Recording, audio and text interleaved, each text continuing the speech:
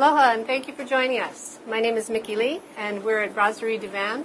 And this is the first segment of a program called Around the Table, and it is a program about food and drink. Today's topic is oysters, and we have a very special guest with us today.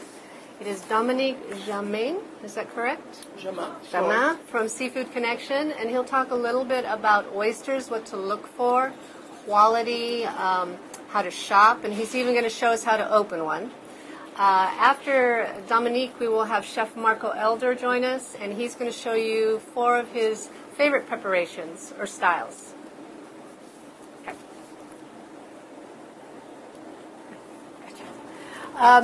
Let me get started by just saying we are going to take questions today during the program. It is a live webcast.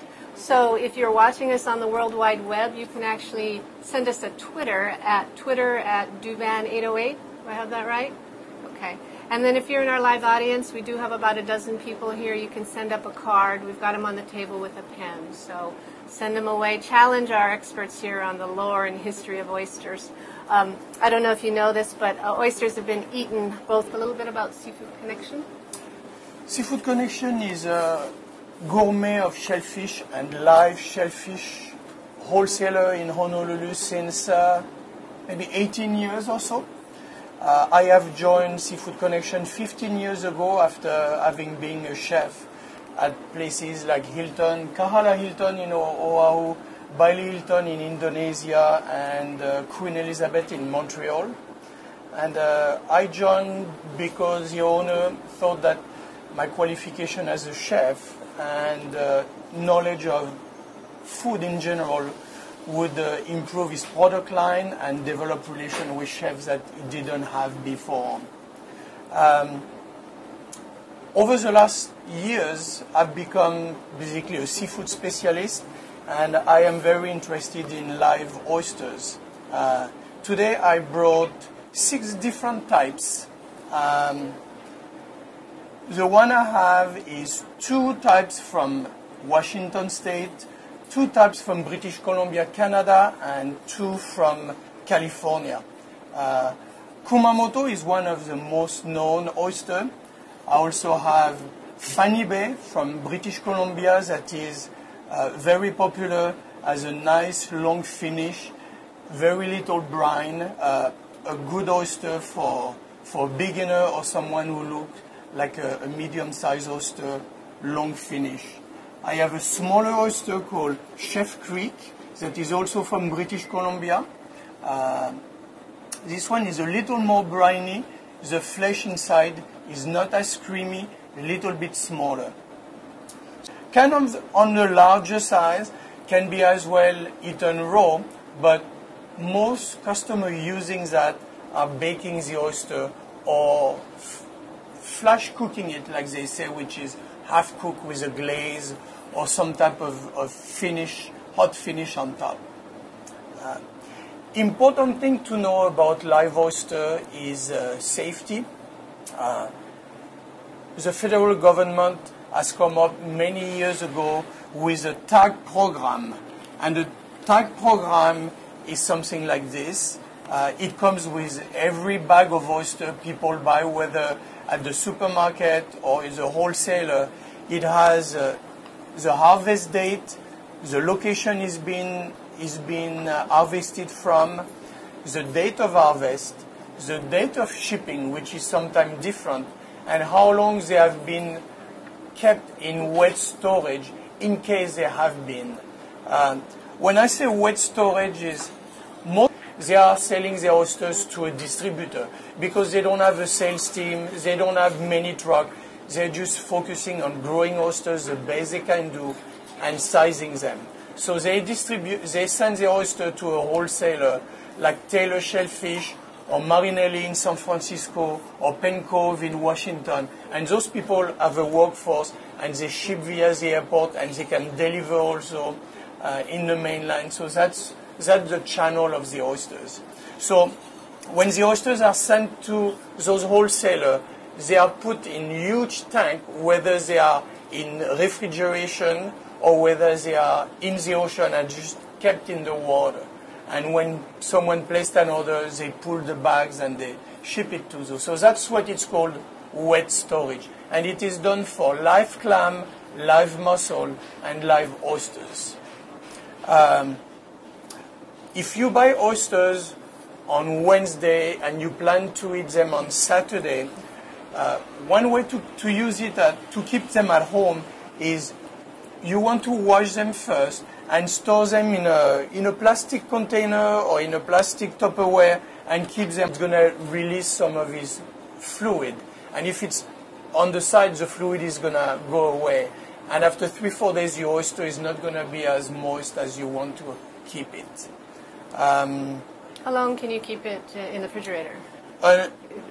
As long as your oyster is kept refrigerated and has a wet cloth or a wet paper towel, really wet on top, in an open container, at least 6 to 8 days. It should be no problem. Yeah. It doesn't say that all the oysters will be perfect. When you open them, some of them may not be as moist as the other, and this happens. You cannot do anything about it. But it should be no problem to keep them for quite a while, as long as they are kept moist. So a little bit earlier you talked about cleaning them before you store them. How do you clean them? To clean them, you actually need a small brush. That would be the easiest. The same when you brush your nail. That's where sometimes it's a little bit muddy or sandy, as depending on how the oysters are grown and how dirty they are. Something important I need to talk about is you have 4 different ways for the farmers to grow oysters.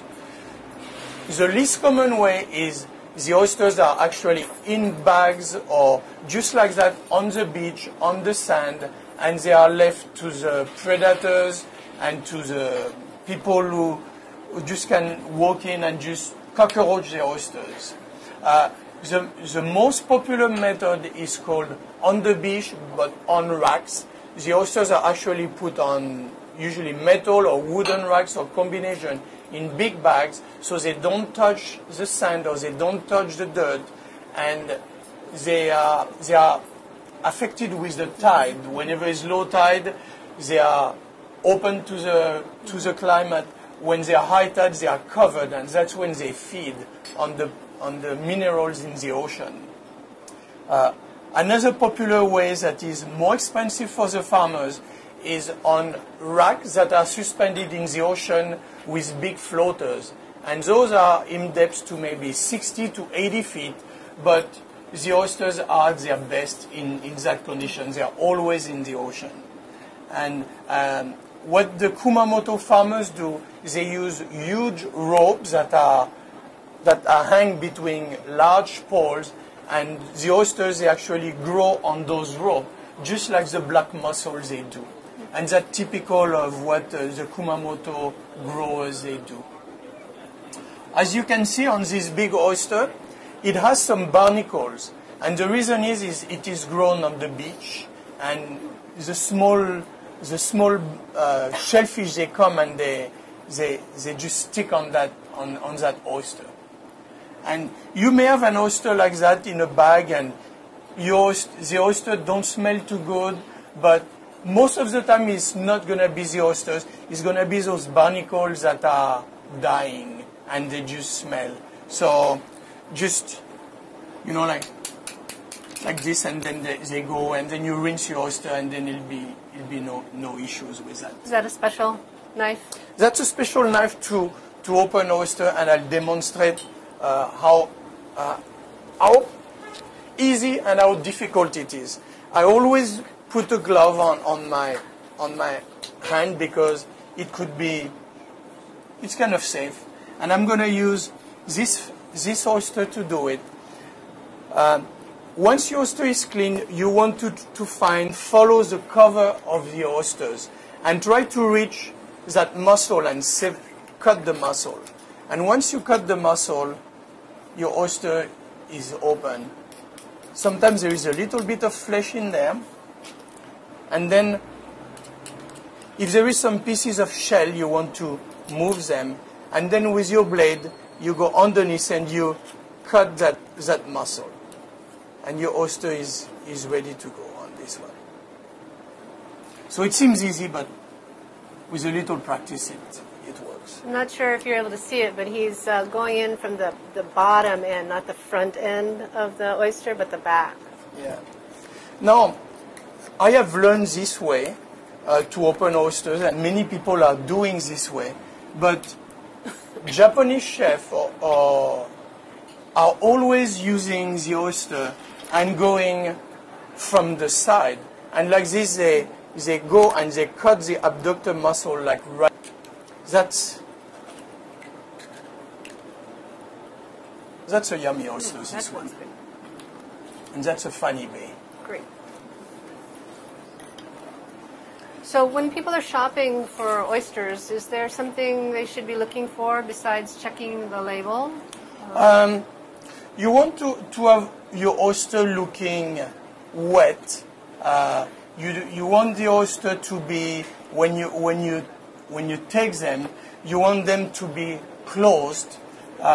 If you tap them with another oyster, for example, and if they sound hollow, it's probably on the way to pass out inside there. So not the most sexy oyster you could buy. And that's basically the three, and of course the smell.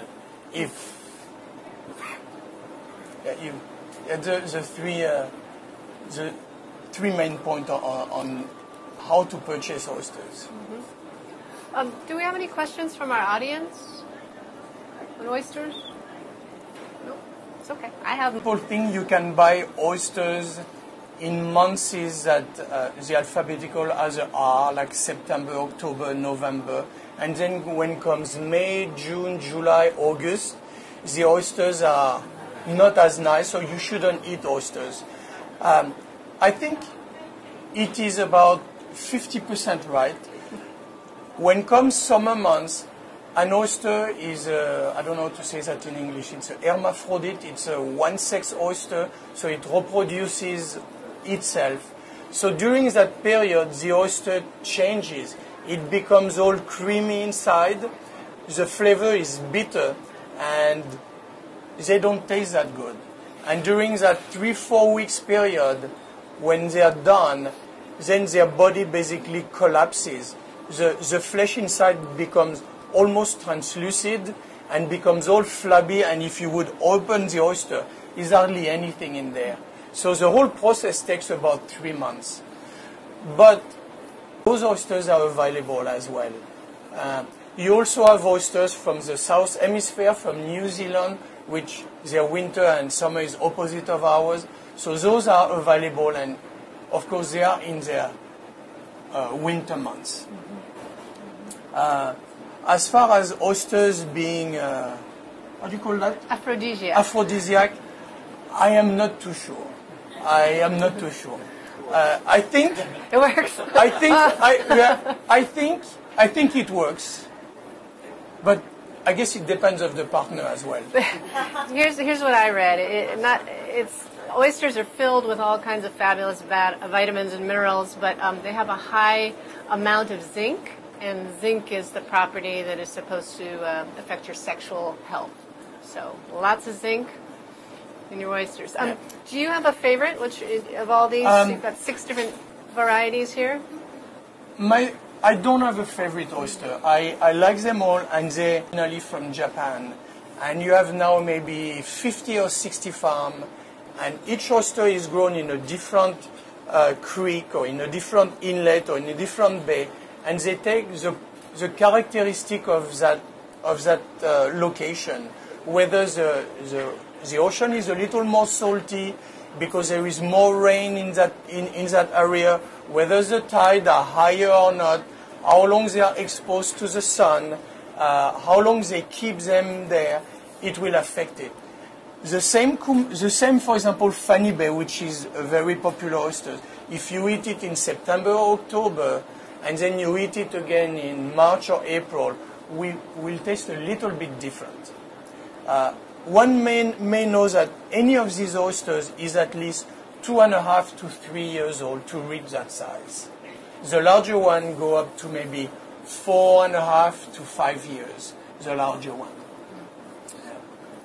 But they are very, very rich in minerals, and they are high in protein and pretty low in calories. Okay.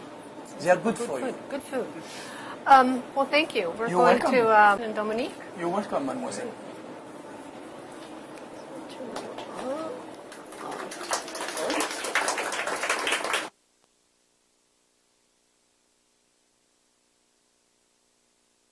Food and drink, and we are back here with Chef Marco Elder. Chef, when we were preparing for the show, you had an interesting story about your first oyster experience. Would you share it with us? Well, the first oyster experience I ever had, it was a summer afternoon. I was down on Cape Cod visiting a friend, and him and I and his father were walking down the beach, and I all of a sudden saw his father just scoop down and pick something up and kind of pop something into his mouth from it. And I was like, wow, what was that? And it was an oyster. So he asked if I wanted to try one, and that's where my love of oysters came about. It was really fresh, and you could really taste the ocean in it. And ever since then, I've just loved oysters and the sauces and different preparations that you can do with the oysters. Okay, thank you. So we're right now we're live on the World Wide Web. You can find us at channel 808 TV. After the program is taped, you can find us at www.brasserieduvan.com, and you can also go to channel 808 TV as well. And I'm told we'll be on YouTube, so we're everywhere.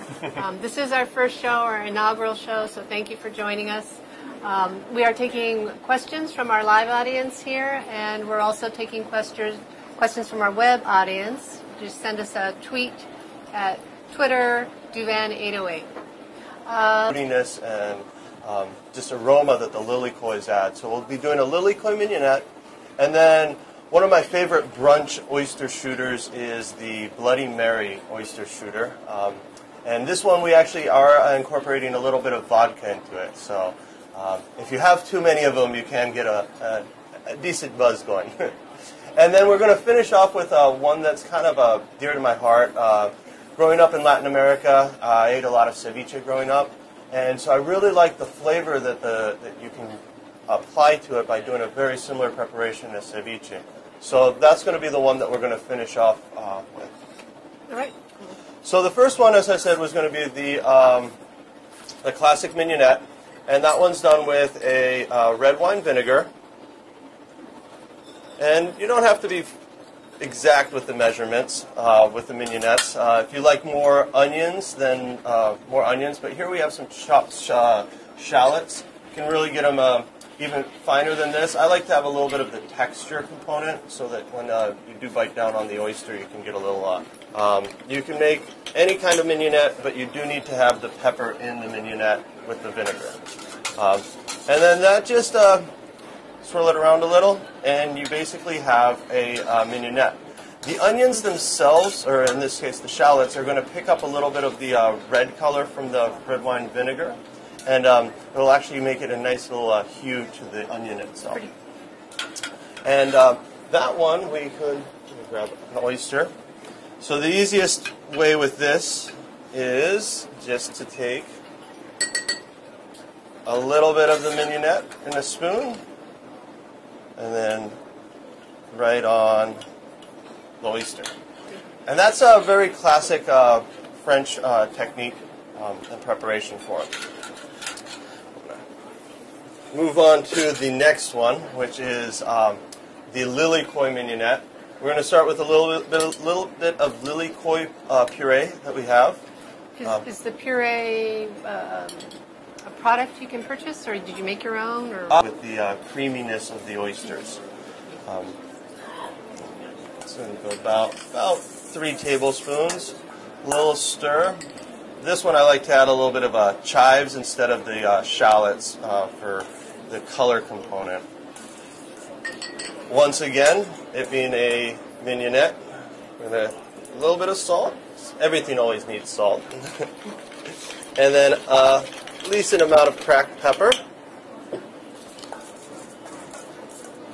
And with this one, because the lilikoi can actually, from the puree itself, can be a little bit more on the bitter end, taking just a little bit of honey. And this is going to help to round it out. So I'm just adding just a little bit of honey, very minute amount, but the sweetness of the honey is going to really help bring the creaminess of everything together. Yes? A little more sugar? A little more sugar. But it's delicious. The lilikoi really comes out. He does just some wonderful honeys from the Noah Honey Company. So then with this, most mignonettes, I just like to just put it right on top of the oyster and just kind of let it macerate. And so that is the lilikoi mignonette. Now, when you're doing a mignonette, do you want it to sit in that for a while, or do you serve it immediately? You'd want to serve it almost immediately. You don't want the acids to sit too long. A lot of times you'll actually just serve the mignonette on the side, and then people at the tables would help themselves. And then it allows them to also balance how much of the mignonette they want. All right, the next one we're going to do is going to require some assembly. And this is going to be our Bloody Mary oyster shooter. And this one I'm going to start with just a little bit of lemon juice in the bottom. And then I take the oyster. I just, basically just the Bloody Mary. You don't want to go too heavy, but what I'm trying to achieve is a little bit of a striation, where there's a little bit of the color change throughout it. And then to finish this one off, what I love to do is a little just garnish of chopped celery. So you're getting all the components that you would in a normal Bloody Mary, and it gives a little crunch at the end. One thing that I also like to do sometimes with this is take the celery leaves and just a little sprig of that as the garnish. Pretty. Now we are going to do the ceviche one, and which we are going to build in the bowl. So what we're going to start off with is a little bit of lime juice, because all ceviches need to have some lime juice. And we're basically going to be building the essence of the marinade for a ceviche, and then just lightly tossing it. So then we're adding a little bit of chopped cilantro. I love cilantro growing up in Latin America. Then we have, this is a paste, a little bit of spice. Luckily I'm able to get this as a paste. It's really hard for me to actually get my hands on the actual. Is this a paste that we could find here locally, or? Yes, this paste, they carry it over at the Hispanic market, Mercado La Raza. It's where I go for whenever I want to make comfort food from Peru. They carry a lot of the things that I grew up with, from sodas to the paste. Normally ceviche in Latin America would come with raw garlic. When it comes to doing it with the oysters, the raw garlic gets too overpowering. So I tend to use just a little bit, and I'm saying a little bit, of the powdered garlic. It's just more than anything to give it a little of the garlic flavor. A little bit of salt. I don't know if you saw that, but he didn't actually scoop it up. He just touched the tongs and the garlic powder and then swished it in, so not much at all. No. Really, the flavors that I'm trying to predominantly come through on this is the cilantro and then a little bit of the spice and the lime. As I say, it's kind of my go-to when I'm doing mignonettes and sauces for oysters because of just the versatility and the extra flavor that you get from it.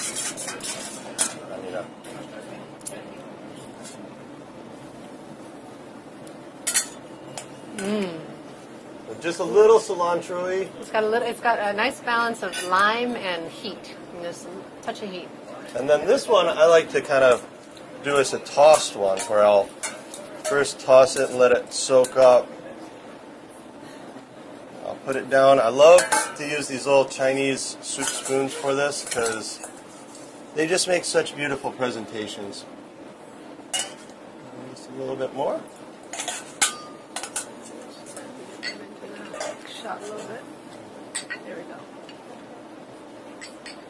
And so that is the four preparations that I was doing today.